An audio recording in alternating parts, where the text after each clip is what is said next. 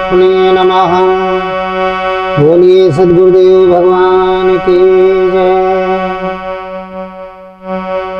तो अखंड मंडलाकारं व्याप्तेन चराचरं पदं दर्शितं येन तस्मै श्रीगुरुवे नमः। बोलिए सद्गुरुदेव भगवान की जय। आज का बड़ा सुंदर प्रसंग है।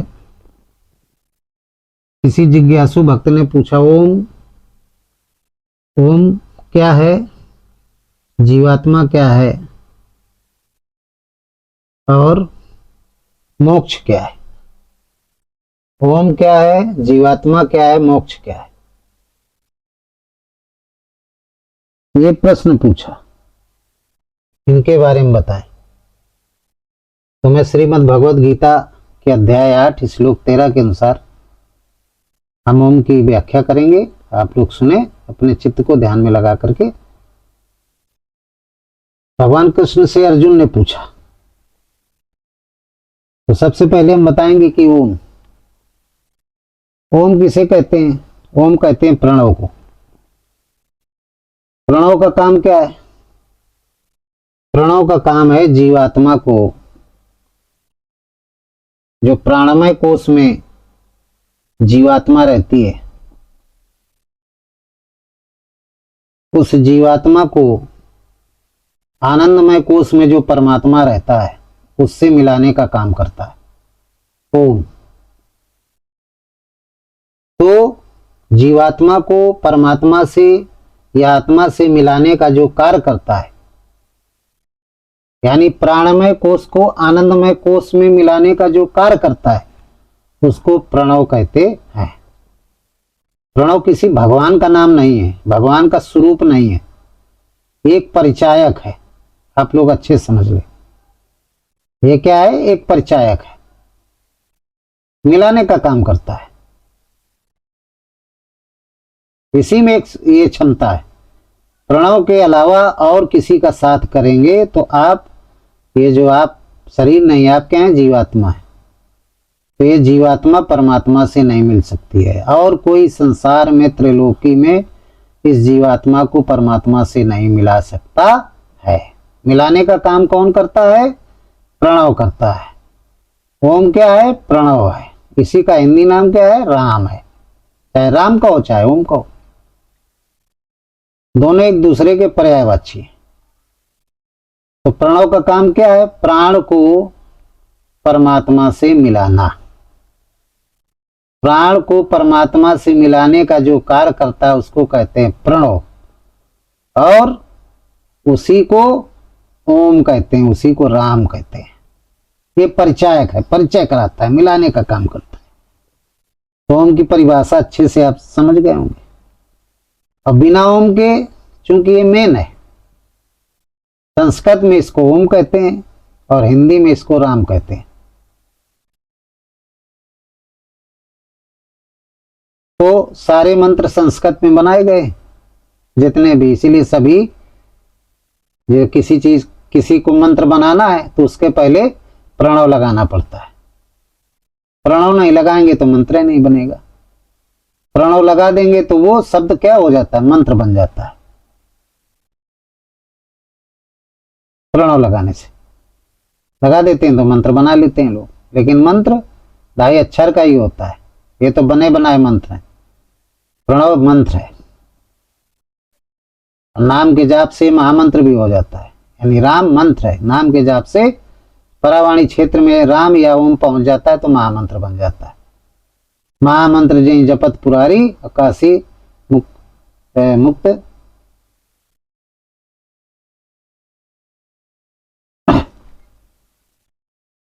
महामंत्र जय जपत महेशु काशी मुकुट हेतु उपदेशु। ये है चौपाई। इसी महामंत्र का महेश ने जप किया, जो प्रकृति के स्वामी हैं, उन्होंने जप किया था, जिनको शंकर कहा गया, सदगुरु कहा गया है। इस मंत्र के प्रभाव से, शक्ति से, उनके अंदर इतनी शक्ति है क्षमता आ गई कि काशी में मरने वालों को मोक्ष मिलता है, ऐसा लिख दिया गया। तो भगवान कृष्ण ने गीता में बताया ओम के बारे में। तो जो जिज्ञासु भक्त ने पूछा उसके बारे में हम श्लोक 13 अध्याय 8 के श्लोक 13 के अनुसार बताएंगे। क्या कहा? अर्जुन ने जब पूछा कि जीवात्मा यानी ये जो प्राण है ये परमात्मा से कैसे मिलता है, कौन सी विधि है, तब उन्होंने बताया जप यज्ञ की विधि है और ओम का जाप करने से जो जीवात्मा है ये परमात्मा से मिल जाते हैं। जीवात्मा किसे कहते हैं? ये सूक्ष्म शरीर को कहते हैं जीवात्मा। ये सूक्ष्म शरीर कहाँ रहता है? प्राणमय कोश में रहता है। ये प्राणमय कोश कहाँ पर है? ये अंतःकरण में है। हमारे शरीर में कितने कोश पाए जाते हैं? 5 कोश पाए जाते हैं। अनुमय कोश ये स्थूल शरीर का बाहरी आकार होता है, इसको अनुमय कोश कहते हैं। इसके अंदर 4 कोश होते हैं, अंतःकरण होता है। अंतःकरण के अंदर 4 शरीर होते हैं। कोश माने शरीर, अनामय शरीर, प्राणमय शरीर, कोश माने शरीर, और मनोमय शरीर यानी मनोमय कोश, विज्ञानमय कोश यानी विज्ञानमय शरीर, और आनंदमय शरीर, आनंदमय कोश। तो अनुमय कोश ये बाहरी शरीर हो गया, और इसके अंदर फिर 4 शरीर और है। प्राणमय कोश यानी सूक्ष्म शरीर, मनमय कोश। प्राणमय कोश में क्या होता है? प्राण होते हैं, प्राण, प्राणवायु। अंतःकरण में दूसरा मनोमय कोश, इसके अंतर्गत सारे मन के विचार होते हैं।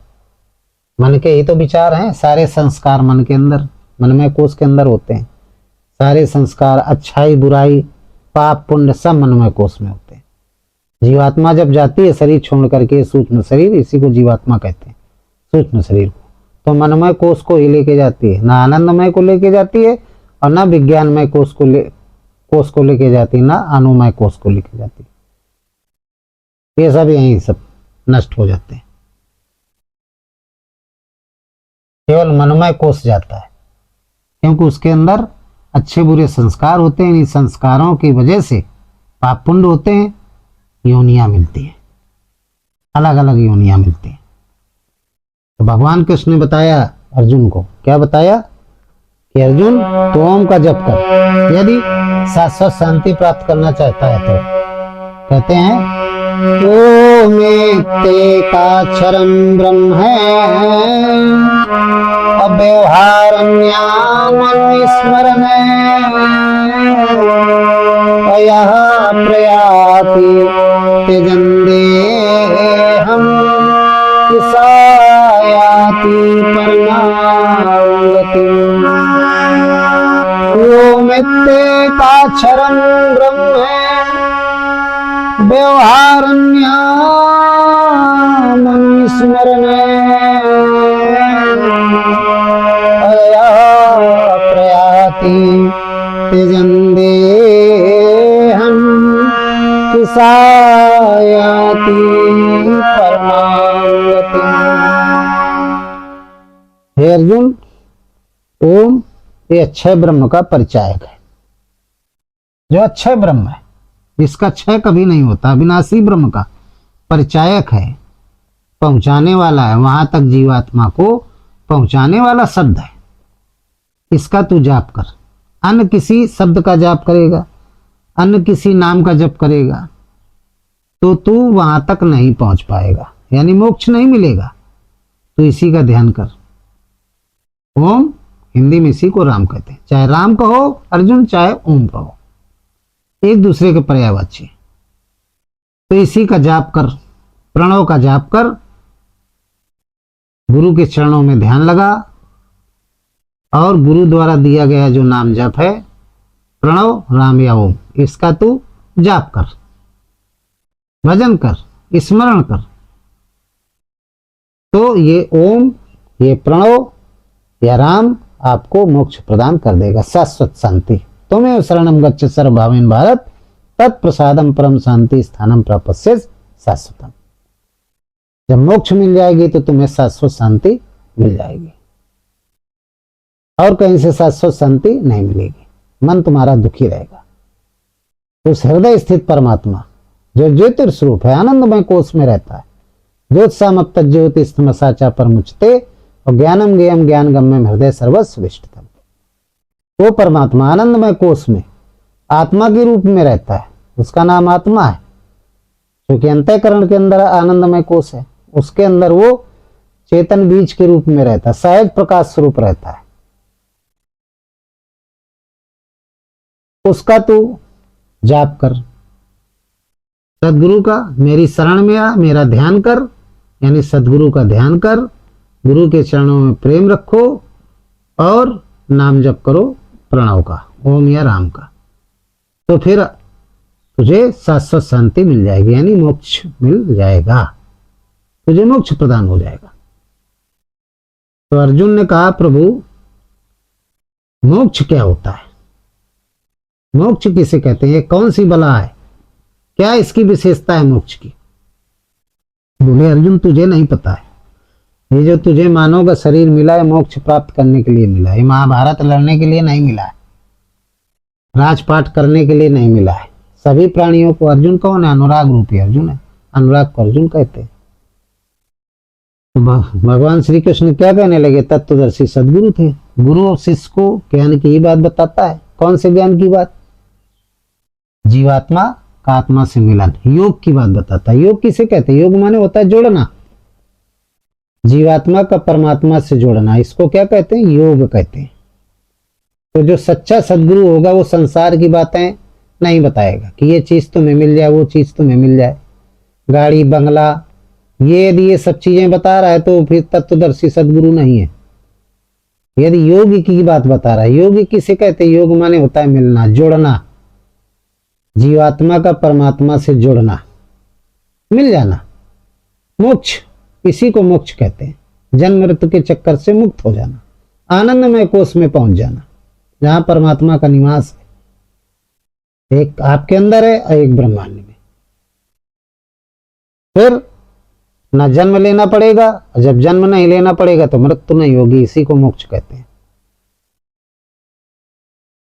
और इस शरीर के रहते रहते आपको मोक्ष मिल जाएगी,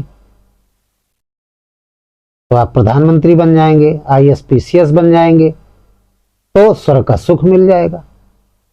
शरीर के रहते रहते मोक्ष मिलती है तो स्वर्ग का सुख मिल जाता है। स्वर्ग किसे कहते हैं? सुख को स्वर्ग कहते हैं, दुख को नरक कहते हैं। तो सारा पैसा ही पैसा, मालो माल हो जाएगा, जो इच्छा करियो मन माही है प्रसाद कुछ दुर्लभ नहीं। जब पैसा है तो सब चीज ऑनलाइन मंगवा लो, आनंद हो गए, आपकी सारी इच्छाएं तृप्ति हो रही है। इसको स्वर्ग कहते हैं। तो अर्जुन ने पूछा मोक्ष क्या है प्रभु? तो भगवान कृष्ण कहने लगे, अर्जुन जीवात्मा की शाश्वत मुक्ति ही मोक्ष है। जीवात्मा की शाश्वत मुक्ति की अवस्था ही क्या है? मोक्ष है। शाश्वत मुक्ति, किसी प्रकार के आपके शरीर में शरीर रहते हुए चिंता न रहे, संकल्प विकल्प से रहित हो जाए आपका शरीर, शून्य हो जाए मन, मनोमय जो कोष है इसके अंदर किसी भी प्रकार के शुभ और अशुभ विचार न रहे अंतःकरण में। तो फिर जो ये सूक्ष्म शरीर है जिसको जीव कहते हैं, ये जीव आनंदमय कोष में स्थित जो आत्मा रूप में परमात्मा है उसमें विलीन हो जाता, आनंद मग्न हो जाओगे, वैकुंठ की स्थिति हो जाती है। जो इच्छा करियो मन माही हरि प्रसाद का दुर्लभ नहीं। आपने इच्छा किया कि रसगुल्ला खाना है तो रसगुल्ला आप खा नहीं रहे, लेकिन आपके अंदर रसगुल्ला की मिठास आ जाएगी, तृप्त हो जाएंगे आप। ऐसी सिद्धियां प्राप्त हो जाती हैं, सब कुछ, अष्ट सिद्धि नौ निधि इच्छा ऐश्वर्य सब कुछ आ जाते हैं। कोई पदार्थ मुंह के अंदर जाए ना जाए, आपको सारा आनंद मिल जाएगा, सब कुछ आनंद हो। कपड़ा अच्छा पहनने से जो आनंद प्राप्त होता है वो आनंद आपको तुरंत मिल जाएगा कि हम ये कपड़े पहने। किसी स्थान में जाने से जो आनंद प्राप्त होता है, आनंदमय कोष का मतलब क्या है? जब जीवात्मा उस आनंदमय कोष जहाँ पे परमात्मा स्थित है, आत्मा स्थित है, उसमें मिल जाएगी तो फिर आनंद, जो इच्छा करियो मनमाई, मनमय कोष में जो आपने इच्छा किया तो इच्छा आपकी तत्काल पूर्ण होगी। इसी को मोक्ष कहते हैं। एक मोक्ष ये, और दूसरा मोक्ष क्या है? शरीर छूटने के बाद ओम का आप जप करोगे, प्रणव का जप करोगे, राम का जप करोगे और प्राण छोड़ोगे, तो सहस्रार चक्र से जब प्राण निकलेंगे तो फिर ये जो जीवात्मा है ये किसी कोष में नहीं जाएगी। ये कहाँ पे जाएगी? फिर ये सीधे आनंदमय कोष में जाएगी। आनंदमय कोष में जब जीवात्मा जाती है तो फिर उसके मनोमय कोष में कुछ रहता ही नहीं, मन हो जाता है सुन। तो जब कोष में रहेगा नहीं, यही जन्म मृत्यु के संस्कार तमाम शरीरों को लेके जाता है, और उन्हीं शरीरों में लास्ट में जिन शरीरों का याद किया वही शरीर मिल जाता है। आनंदमय मनोमय कोष क्या एक थैला है, और उस थैले में सारे शरीर संस्कार भरे हुए हैं जीवन में, क्योंकि रोज व्यक्ति मरता है। नीति युग धर्म हुए सब केरे, हृदय राम माया के प्रेरे। बचपन हुआ, बच्चा पैदा हुआ, 10 दिन बाद उसका शरीर बदल गया तो पहले वाला वो शरीर मर गया। फिर 10 दिन बाद और परिवर्तन हुई। से परिवर्तन तो हर क्षण होता है, लेकिन 10 दिन बाद समझ में आएगा तो वो बच्चा मर गया। बालक अवस्था में थे आप, मर गए थे। युवा अवस्था में आए, वो भी शरीर आपका मर गया। जवानी की अवस्था में आए, वो भी शरीर मर गया तो बुढ़ापे में पहुंच गए, एडल्ट अवस्था में पहुंच गए। तो हर अवस्था के जो संस्कार थे, अच्छे बुरे कर्म थे, वो कहाँ जमा होते हैं? वो ये सब पिछले जन्म है। तो पिछले जन्म के जो संस्कार हैं, कर्म है, पाप पुण्य है, ये सब कहाँ जमा होते हैं? अंतःकरण में जो शरीर है, मनमय कोष रूपी जो शरीर है, सूक्ष्म शरीर, वहां पे जमा होते हैं। जीवात्मा जब मरती है तो ये स्थूल शरीर जो अन्नमय कोष है ये तो जला दिया गया, जल गया। अब सूक्ष्म शरीर बचता है, वो भी ऐसे ही होता है, बहुत सूक्ष्म होता है। सब कुछ हाथ पैर होते हैं, लेकिन 3 तत्व नहीं होते हैं। एक पृथ्वी तत्व, दूसरा जल तत्व, ये 2 नहीं होते हैं। 3 तत्व होते हैं, 2 नहीं होते हैं। 3 तत्व कौन कौन से होते हैं? समीर तत्व होता है, गगन तत्व होता है और पावक तत्व होता है। ये सूक्ष्म शरीर में 3 तत्व पाए जाते हैं। और पृथ्वी तत्व और जल तत्व न होने के कारण कोई भी दूसरा व्यक्ति उस शरीर को नहीं देख सकता है। सूक्ष्म शरीर को, बहुत छोटा होता है। देख कौन पाता है? योगी लोग देख पाते हैं, उसको दिव्य दृष्टि से ही देखा जा सकता है। दिव्य दृष्टि किसके पास होती है? श्री गुरु पद नख मणिगण ज्योति स्मृत दिव्य दृष्टि ये होती, तत्वदर्शी सदगुरु के पास। उसके चरणों में दिव्य दृष्टि पाई जाती है। जब आप उसके चरणों का ध्यान करेंगे, पूजा करेंगे, चरणों की ध्यान करेंगे स्वरूप का, और जो नाम दिया है उसका स्मरण करेंगे, तो गुरु की कृपा से दिव्य दृष्टि प्राप्त हो जाएगी। जब दिव्य दृष्टि प्राप्त हो जाएगी तो आप पारलौकिक चीजों को देख सकते हैं। ये लौकिक है, पारलौकिक जिनको ये आंखें नहीं देख सकती हैं उनको आप देख लेंगे, तो आप उस जीवात्मा को देख सकते हैं। बाकी इन आंखों से नहीं देखा जा सकता। तो जीवात्मा 3 तत्वों से बनी होती है। स्थूल शरीर जो अनुमय कोष है ये 5 तत्वों का बना होता है।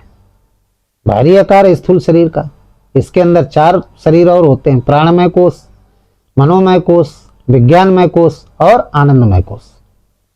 प्राणमय कोष में प्राण रहते हैं, उसी को जीव कहते हैं। सूक्ष्म शरीर की जो स्टार्टिंग है यहीं से शुरू होती है। फिर इसी के अंदर मनोमय कोष होता है, मन होता है। इस कोष को लेके जाता है जब उसे मोक्ष नहीं मिलती है, इसी को लेके जाता है। इसी के अंदर बचपन से लेकर के मृत्यु तक जितने भी शरीर प्रतिक्षण बदले मृत्यु हुई, सारे शरीरों के संस्कार साथ में जाते हैं। उन्हीं के अनुसार शरीर मिलता है, योनियां मिलती हैं, उन्हीं के अनुसार योनियां मिलती हैं। वो लेके जाता है। और जब राम का जप करता है जप यज्ञ के द्वारा, तो मनमय कोष के जो संकल्प विकल्प हैं, कोई भी संस्कार नहीं रहते, वो हो जाते हैं शून्य। और जब शून्य हो जाते हैं तो उसे मोक्ष मिल जाता है। तो कोई जीवात्मा कोई मनमय कोष ले ही नहीं गई, आनंदमय कोष में गई। आनंदमय कोष में परमात्मा रहता है, तो कोई संस्कार नहीं मिले, उसी में मिल गई। जो जाने सो देव जनाई, और जाना तुम्हें तुम्हें हो जाए, उसको मोक्ष मिल जाता है। फिर वो जन्म मृत्यु के चक्कर में नहीं पड़ता है, आवश्यकता नहीं पड़ती है उसको कि जन्म होगा कि मृत्यु होगी, कोई आवश्यकता नहीं पड़ती। तो अब बात आती है, अर्जुन ने कहा कि मोक्ष तो बात आ गई समझ में प्रभु, लेकिन ये होती कितने प्रकार की है? तो भगवान कृष्ण ने बताया कि ये वैसे तो 4 प्रकार की मोक्ष है, मोक्ष 4 प्रकार की है और कहीं कहीं 5 प्रकार की हम आपने पढ़ा है। तो आज हम सभी बताएंगे आपको, सभी प्रकार की मोक्ष। तो मोक्ष कौन कौन सी है? सालोक्य मोक्ष, सामीप्य मोक्ष, सारूप्य मोक्ष, सायुज्य मोक्ष और कैवल। कैवल कहते हैं मोक्ष को, कैवल की भगवान की प्राप्ति है। 5 प्रकार की मोक्ष हो गई। तो अर्जुन को बताने लगे कि अर्जुन मोक्ष 5 प्रकार की है। अब सालोक्य मोक्ष के बारे में अर्जुन ने कहा प्रभु बताएं। तो भगवान कृष्ण ने कहा अर्जुन, ईश्वर के धाम में निवास करना अर्थात मानव का ध्यान सदैव हृदय स्थित राम पर लगा रहे। इस शरीर के रहते हुए भी आप 5 प्रकार की मोक्ष प्राप्त कर सकते हैं, मरने के बाद अलग। ईश्वर के धाम में निवास करना अर्थात मानव का ध्यान सदैव हृदय स्थित परमात्मा राम में 24 घंटे मन लगा रहे। सूरत उसकी 24 घंटे, सूरत समानी शब्द में 24 घंटे सूरत। श्वास आई तो राम, श्वास गई तो राम, जगे तो राम राम जप रहे, सो गए तो राम राम जप रहे। तो इस स्थिति को क्या कहते हैं? सालोक्य मोक्ष कहते हैं। इसी लोक में रह करके परमात्मा, सा माने परमात्मा, अलोक माने इसी मृतलोक में, यानी सा माने वह, वो परमात्मा, परमात्मा में आपका ध्यान लगा रहे 24 घंटे। तो इसको सालोक्य मोक्ष कहते हैं। मेरे साथ को, प्रिय साथ को बहुत ध्यान से सुनिए, इसको सालोक्य मोक्ष कहते हैं। हम आपको मोक्ष बताएंगे। जिंदा रहने, आप जिंदा हैं इस शरीर में, 5 प्रकार की मोक्ष प्राप्त कर सकते हैं। 5 प्रकार का मोक्ष माने होता है आनंद, 5 प्रकार का आनंद। तो जब राम का ही ध्यान 24 घंटे आप राम राम ही जप रहे हैं, सोते हैं तो राम राम, जगते हैं तो राम राम, राम है राम जप रहे हैं, 24 घंटे मन लगाए, तो ये सालोक्य मोक्ष। दूसरी मोक्ष है सामीप्य मोक्ष। सामीप्य मोक्ष किसे कहते हैं? इसको गीता में अनुमंता यानी ब्रह्मा की स्थिति को कहते हैं सामीप्य मोक्ष। जब नाम का आप जप करेंगे, गुरु ने आपको नाम का जप दिया, बैखरी से किया, मध्यमा से किया और पश्यंती से किया, फिर परा से किया।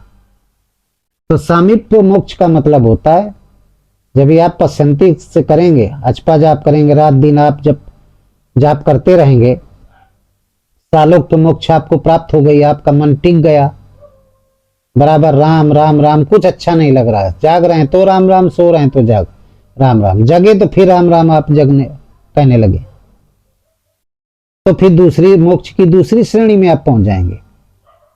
वो जो उपद्रष्टा रूप में परमात्मा आपके अंदर था, अनंता कोष में, आनंदमय कोष में, वो जागृत हो जाएगा, तो अनंता हो जाएगा, यानी ब्रह्मा की स्थिति, अनुमति प्रदान करने लगेगा।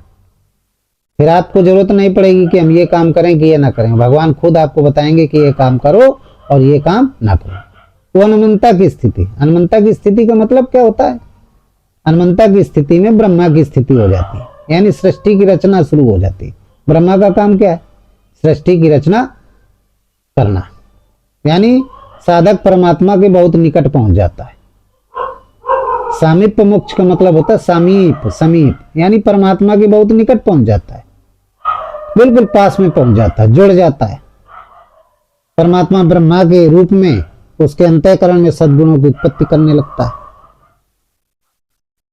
ज्ञान, वैराग, दया, धर्म, समदम, तेज, प्रज्ञा सबकी उत्पत्ति हो जाती है।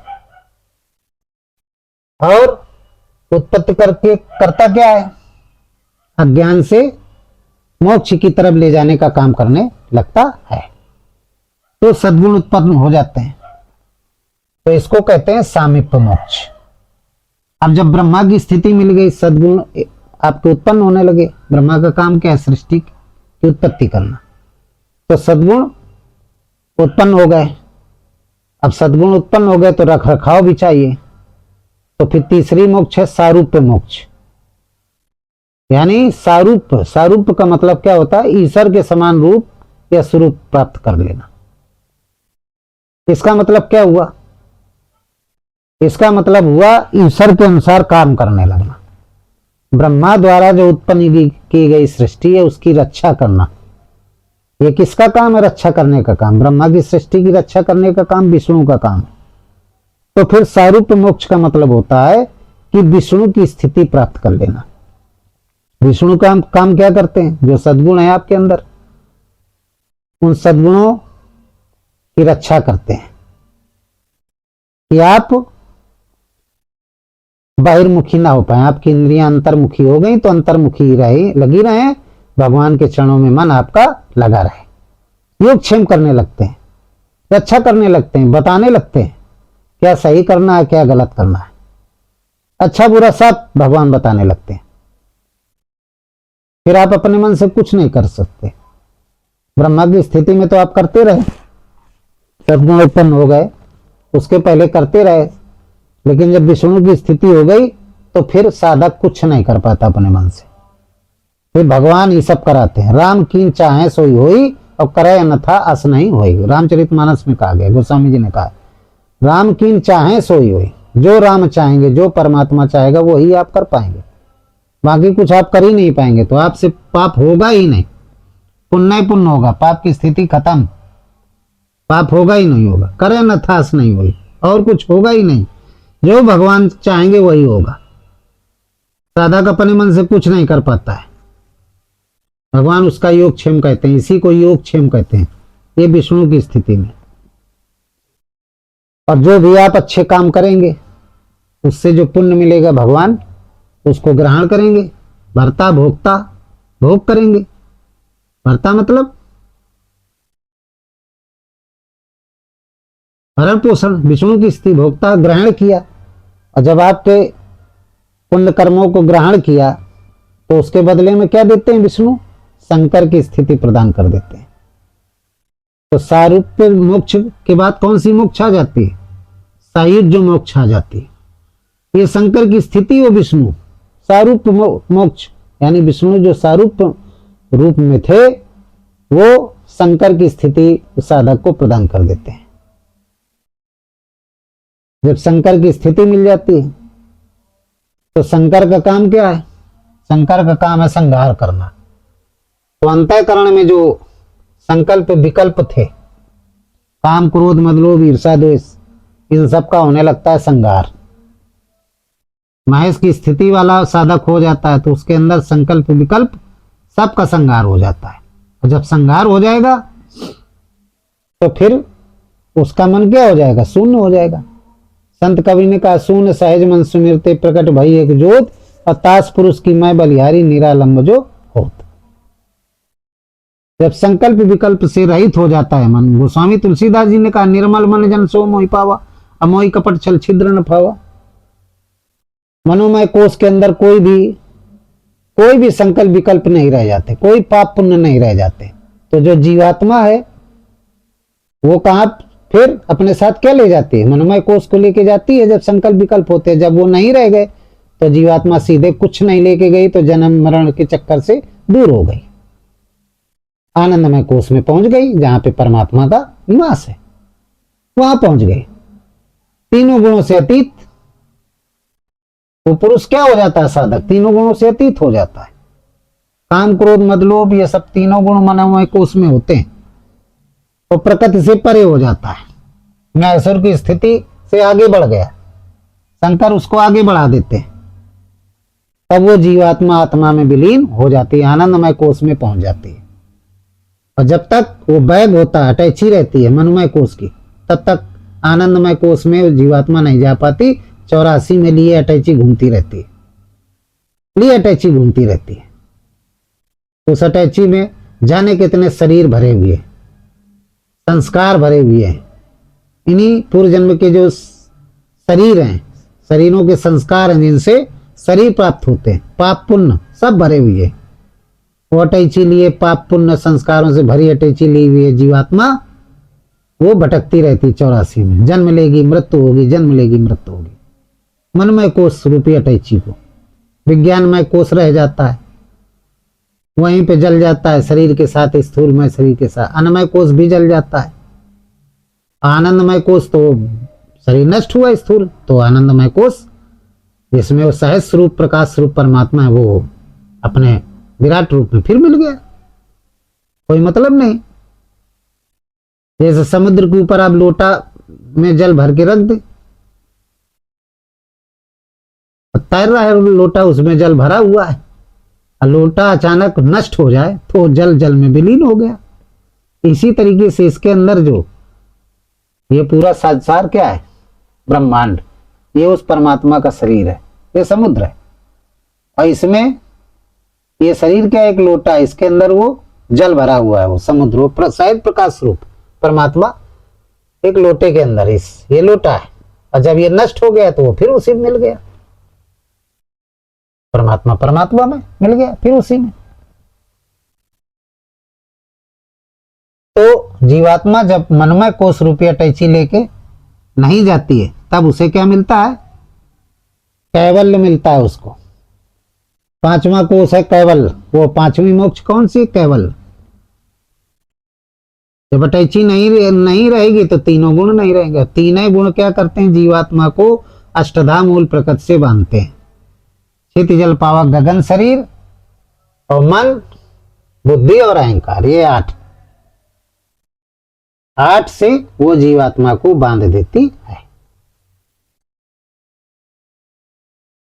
और जब तीनों गुणों से अतीत हो जाएगा, मनमय कोष रूपी अटैची नहीं रहेगी साथ में, तो जीवात्मा सीधे परमात्मा में विलीन हो जाएगी।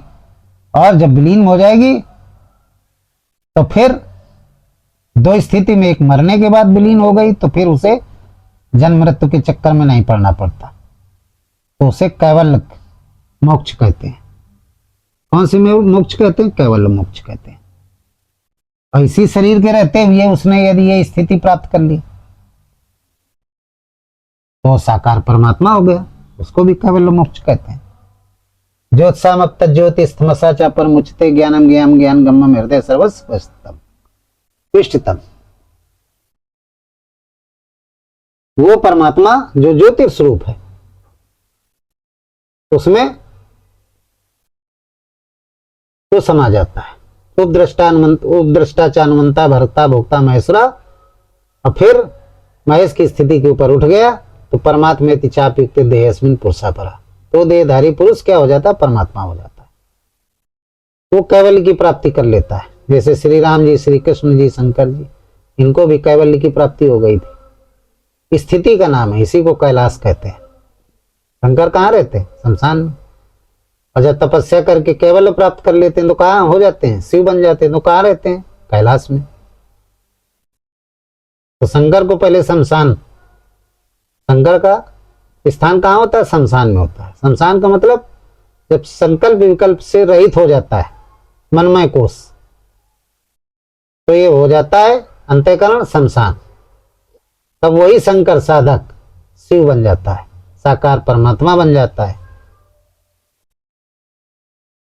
इसी को रामचरितमानस में भगवान श्री राम जी ने सभी को बताया, भरत जी, हनुमान जी को, कि प्रकृति पार प्रभु सब उर्वासी ब्रह्म निरी विरजन्मनासी। वो अविनाशी परमात्मा बन जाता है, उसके अंदर सब गुण आ जाते हैं, अष्ट सिद्धि नौ निधि छह ऐश्वर्य सब आ जाते हैं। तो मोक्ष, एक मोक्ष शरीर के रहते हुए प्राप्त किया जा सकता है और एक मोक्ष होता है शरीर त्यागने के बाद। तो मोक्ष किसी स्थान का नाम नहीं, स्थिति का नाम है। साधक को जब परम शांति मिल जाती है तो मोक्ष प्राप्त कर लेता है। भगवान कृष्ण को अर्जुन को भगवान श्री कृष्ण ने यही बात कही अर्जुन से कि हृदय स्थित परमात्मा का चिंतन कर, वो ज्योतिर्स्वरूप है, ज्योतियों का परम ज्योति है। तुम्हें शरणम अर्जुन, तुम्हें शरणम गच्छ सर्वभावेन भारत, तत्प्रसादम परम शांति स्थानम प्रापस्य सस्तम। तू उसी की शरण में जा, तो तुझे परम शांति मिलेगी, यानी मोक्ष प्राप्त हो जाएगी। चित्त का पूर्ण रूपेण शांत हो जाना। चित्त बड़ा चंचल होता है, पूर्ण रूप से जब शांत हो जाएगा, संसार में क्या है, अविद्या है, अविद्या से जब मुक्त हो जाएगा, अज्ञान से जब मुक्त हो जाएगा, तो उसकी स्थिति क्या हो जाएगी, उसकी स्थिति हो जाएगी मोक्ष की स्थिति, यानी स्थित प्रज्ञ अवस्था में आ जाएगा। उसी को स्थित प्रज्ञ अवस्था कहते हैं, उसी को मोक्ष कहते हैं। जब हृदय प्रेममयी भक्ति से भर जाता है, बुद्धि भगवान की भक्ति में विलीन हो जाती है, तब उस अवस्था को स्थित प्रज्ञ अवस्था कहते हैं, उसको मोक्ष कहते हैं। बुद्धि भी चित्त भी बिल्कुल चित्त शांत हो जाए।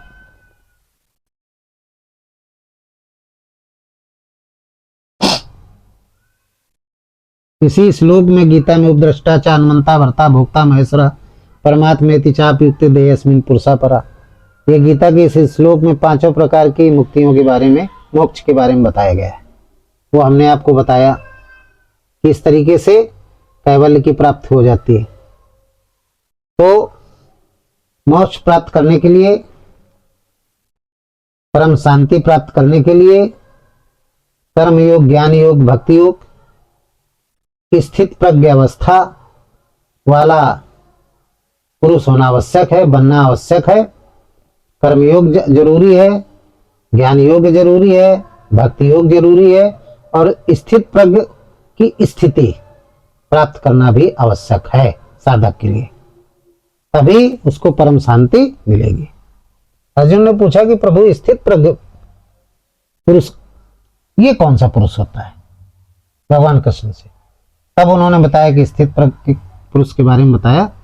गीता में श्लोक है कि या निशा सर्वभूतानां तस्याम जागृति संयमी, यस्याम जागृति भूतानि सा निशा पश्यतो मुने। हे अर्जुन, ये जो संसार है, विषय रूपी संसार है, इसमें जो भोगी लोग हैं वो जागते हैं। भोगी लोग क्या है?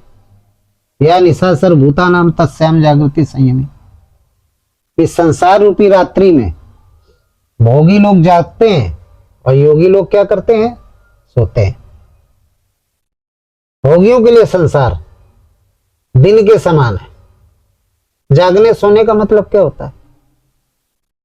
या निशा सर्वभूतानां तस्याम जागृति संयमी, जो संयमी लोग होते हैं संसार रूपी रात्रि में क्या करते हैं? जागते हैं, जो योगी लोग हैं। और जो भोगी लोग हैं वो सोते हैं। इसका मतलब क्या हुआ? जागने का मतलब क्या होता है? जागने का मतलब होता है कि संसार से विरक्त रहते हैं।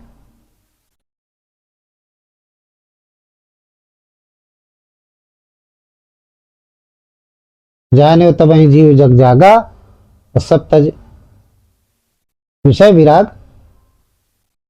विरक्त विराग विरागा।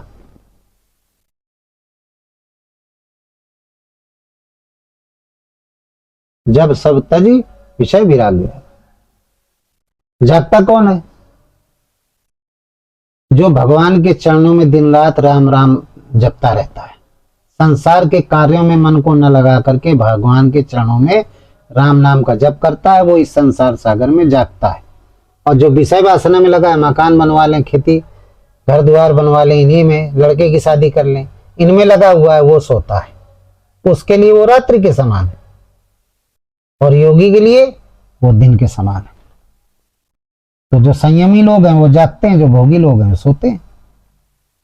भोगियों के लिए निशा के समान है और संयमी के लिए दिन के समान है। जो योगी है उनके लिए दिन के समान है। योगी हमेशा जागता है और भोगी हमेशा सोता है। तो ऐसी स्थिति वाला जो पुरुष है उसको स्थित प्रज्ञ पुरुष कहते हैं, जो अपनी स्थिति को प्रज्ञ किए, भगवान के नाम जप में लगाए हुए हैं, बराबर चिंतन, राम नाम का चिंतन कर रहे हैं, एक परमात्मा के अलावा किसी दूसरे का भजन नहीं कर रहे हैं। एको ब्रह्म द्वितीयो नास्ति, ये भाव है जिनके अंदर। अद्वैतवाद का भाव हुआ, द्वैतवाद का नहीं, अद्वैतवाद। एक परमात्मा का चिंतन करते हैं, प्रणव का जाप करते हैं। तुरंत बांधी लागी रहे, ताई टूट ना जाए। उनकी जो सुरति है वो नाम जप की डोरी में बंधी रहती है 24 घंटे, तो वो जागते रहते हैं। उनके लिए ये संसार निशा के समान नहीं। भोगियों के लिए है। या निशा सर्वभूता नाम तस्याम जागृति संयमी, यस्याम जागृति भूता निशा निशा पश्यते मुने। जितने भी भूत प्राणी हैं वो सब सोते रहते हैं। सोने का मतलब भगवान को खो देते हैं, भगवान का चिंतन नहीं करते। तो भोगी चिंतन नहीं करते, वो सोते रहते हैं, और जो चिंतन करते हैं वो जागते रहते हैं। ये संसार एक रात्रि है, इस रात्रि में योगी जागता है, भोगी सोता है। ये शाब्दिक अर्थ है। तो मोक्ष की स्थिति ये है, जीते जी भी मोक्ष प्राप्त किया जा सकता है। मोक्ष का मतलब होता है जीवात्मा जब आनंदमय कोष में पहुंच जाती है। ये स्थूल शरीर है, इसका जो बाहरी ढांचा है वो अन्नमय कोष है, ये भी नष्ट हो जाता है जब ये स्थूल शरीर जलाया जाता है। और इस अन्नमय कोष के अंदर 4 शरीर और होते हैं। स्थूल शरीर, तो इसके अंदर 5 कोष होते हैं अन्नमय कोष, एक होता है अन्नमय कोष। फिर प्राणमय कोष, जिसको सूक्ष्म शरीर कहते हैं, जहां पे प्राण समावेशित रहते हैं। फिर एक शरीर होता है मनोमय कोष, इसमें मन के सारे विचार होते हैं।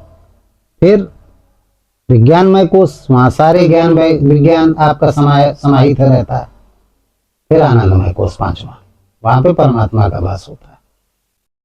तो आत्मा रूप में, अंतःकरण में, परम चेतना बीज रूप में, परम चेतन बीज रूप में रहता है, सहज प्रकाश रूप वो रहता है। शरीर नष्ट हो गया, वो इसी में विलीन हो गया। केवल जो सूक्ष्म शरीर है यही मनोमय कोष को लेकर जाता है। और यदि मनोमय कोष रूपी अटैची खाली है, कोई भी संस्कार संकल्प विकल्प नहीं है, मन शून्य है, मन शून्य का मतलब मनोमय कोष शून्य है, कुछ नहीं, रिक्त है, खाली है, तो फिर ये जीवात्मा सीधे परमात्मा में मिल जाती है। इसी को मोक्ष कहते हैं। फिर उसे बार बार जन्म मृत्यु के चक्कर में नहीं पड़ना पड़ता है। परमात्मा जो साय स्वरूप ज्योतिषामप्त ज्योति स्तमसा परमुचते और ज्ञानम ज्ञान ज्ञान गम्य में हृदय सर्वश्रेष्ठ, उस ज्योति में विलीन हो जाता है। वो जो सूक्ष्म शरीर है उस विराट उसमें विलीन हो जाता है। और जो इच्छा करियो मन माही हर प्रसाद कछ दुर्लभ नहीं।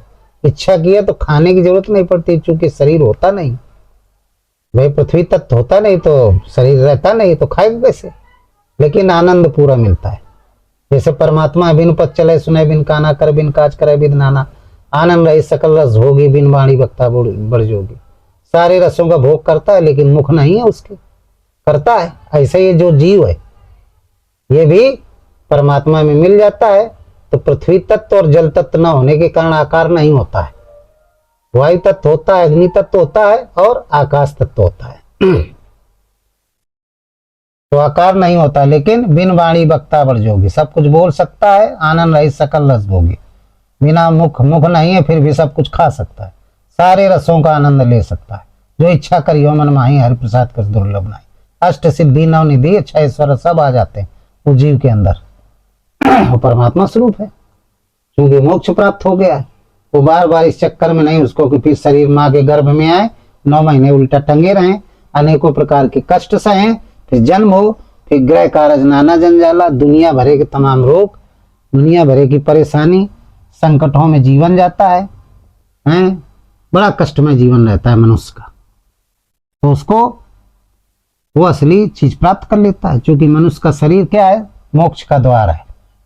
भगवान कृष्ण ने अर्जुन से कहा कि अर्जुन ये मनुष्य का शरीर मोक्ष का द्वार है, और इस द्वार पे पहुंच करके अब आप जो है उस परमात्मा के क्षेत्र में नहीं जा पाए तो जीवन बेकार हो गया, फिर 84 में चले जाएंगे। इसलिए बड़े भाग मानुष तन पावा और सुर दुर्लभ सदग्रंथन गावा।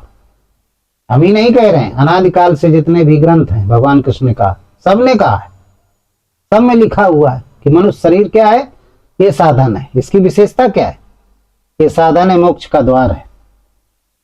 इससे मोक्ष प्राप्त किया जा सकता है, उस आनंदमय कोष में जाया जा सकता है।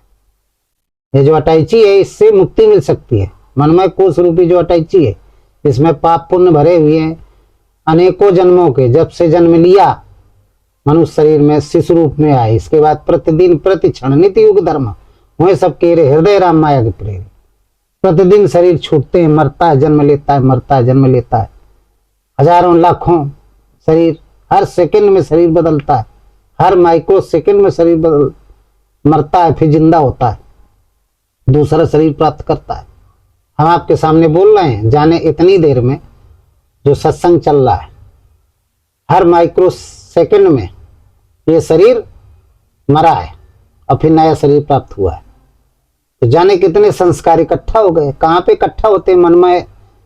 मनमय कोष रूपी जो सूक्ष्म शरीर है उसके अंदर ये सब जमा हो रहे हैं, फ्रीज हो रहे हैं। और जब ये शरीर स्थूल शरीर छूटेगा तो केवल यही अटैची साथ में जाती है।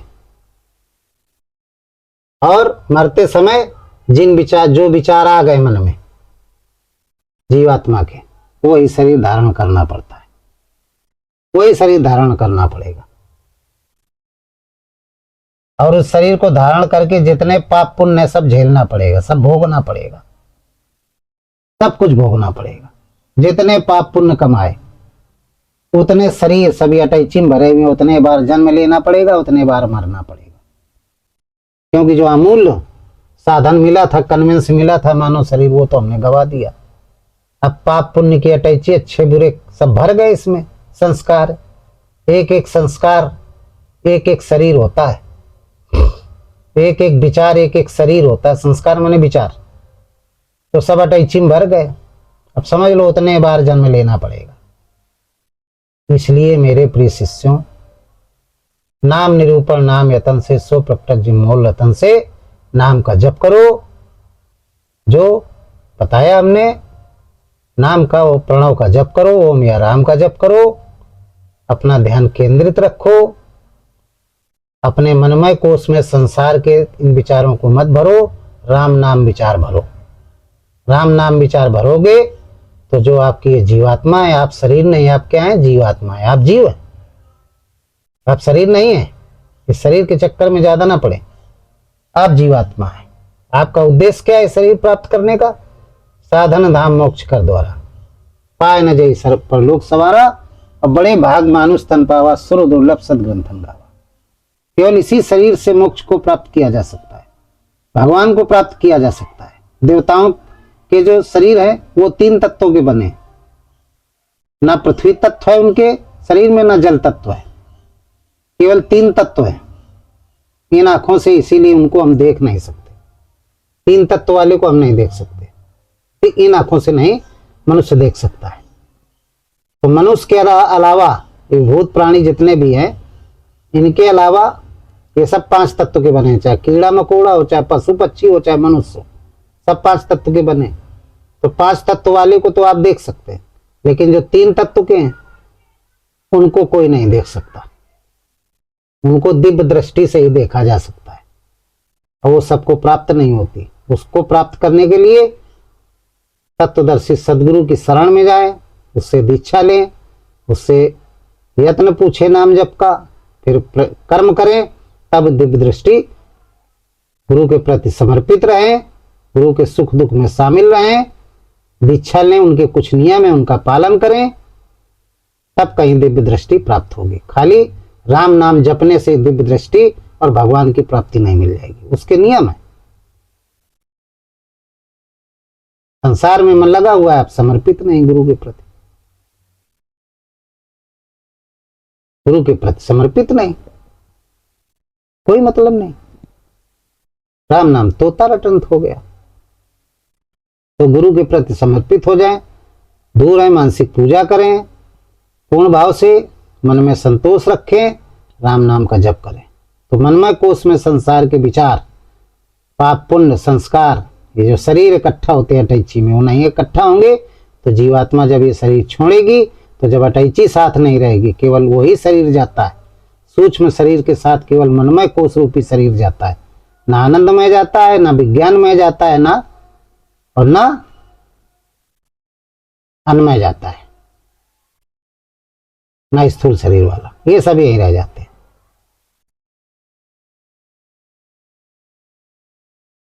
आनंदमय कोष शरीर है, आनंदमय में विलीन हो जाएगा।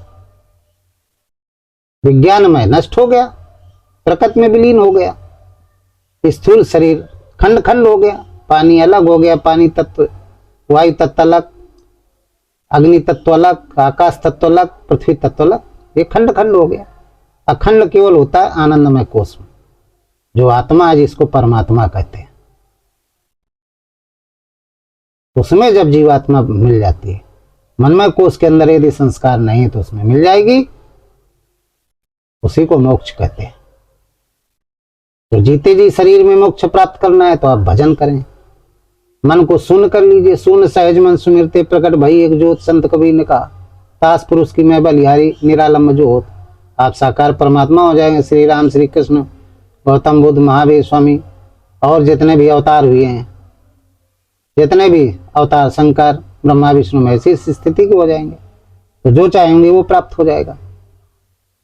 तो ये अवस्था है मोक्ष की। किसी व्यक्ति ने, साधक ने पूछा था जिज्ञासु कि मोक्ष क्या, जीवात्मा क्या, ओम क्या? ओम एक प्रणव है। ओम क्या है? प्रणव है। प्रणव होता है परिचायक, इससे हम जीवात्मा को परमात्मा तक पहुंचा सकते हैं। इसके माध्यम से जीवात्मा जो प्राणमय कोश में है उससे निकल करके आनंदमय कोश में जा सकते हैं, मनमय कोश से अलग होकर के। ये ओम का प्रभाव या राम का प्रभाव है। जीवात्मा किसे कहते हैं? सूक्ष्म शरीर को कहते हैं।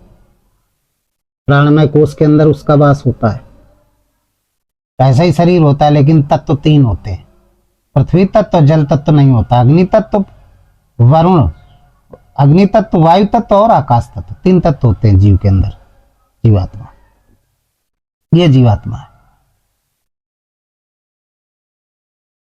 तो ये जीवात्मा हो गई। मोक्ष किसे कहते हैं? मोक्ष का मतलब है कि जीवात्मा जब परमात्मा से मिल जाती है, विलीन हो जाती है उसमें, उसको मोक्ष कहते हैं। कुछ खाओ पियो कुछ नहीं, कोई, क्योंकि स्थूल शरीर होता ही नहीं है, तो किस मुख से खाएंगे आप? केवल इच्छा करेंगे, जो इच्छा करियो मन माही, हरि प्रसाद कुछ दुर्लभ नहीं। सब रसों का आस्वादन, आनंद रही सकल रस भोगी, बिन बाणी बक्ता बढ़ जोगे, तन बिन परस नैन बिन देखा, ग्रही घ्राण बिन बारस देखा, सब भात अलौकिक करनी, महिमा जा सुझाई ने बढ़नी। ये महिमा आपकी हो जाएगी। बिन पद चलाए सुनाए बिन काना, कर बिन काज करे विद्नाना। सब कुछ ईश्वर तुल्य, जो जाने सो देव जनाई, जानत तुम्हें तुम्हें हो जाएगी। परमात्मा हो जाएगी। वो जीवात्मा परमात्मा बन जाती है, उसमें विलीन हो गई। सब कुछ उसको प्राप्त हो गया। जो परमात्मा को प्राप्त हो रहा है वही जीवात्मा को प्राप्त हो जाएगा, क्योंकि उसी का अंश है। ईश्वर अंश जीव अविनाशी, चेतन अमल सहित सुख राशि। ईश्वर अंश, जीव अविनाशी, क्योंकि तीन तत्व से ये अविनाशी है, चेतन है, इसके अंदर चेतन है, सहज प्रकाश स्वरूप वो परमात्मा है। और जब ये संसार का अमल करने लगती है तो दुखी हो जाती है, और जब संसार से विरक्त हो जाती है तो सुख राशि हो जाती है।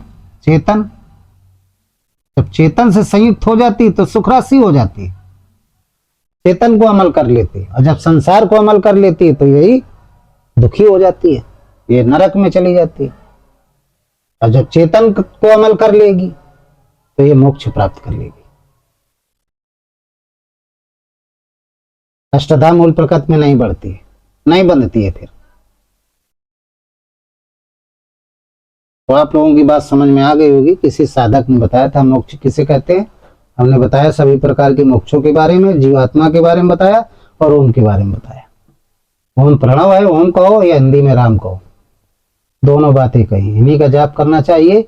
इन्हीं की जाप से करते करते लास्ट में जब मनमय कोश में कोई भी संस्कार, संकल्प विकल्प नहीं रहेंगे, कोई विचार नहीं रहेंगे, तो फिर जो प्राण वायु है, ये जीवात्मा जिसको कहते हैं, सूक्ष्म शरीर, ये कैसे निकलेगा? ये सहस्रार चक्र से निकलेगा और विराट चेतना में प्रवेश कर जाएगा, मोक्ष मिल जाएगा। दोबारा जन्म मृत्यु का ये चक्कर नहीं पड़ेगा। तो इन्हीं शब्दों के साथ इस सत्संग को समाप्त करते हैं। तो बोलिए सद्गुरुदेव भगवान की जय।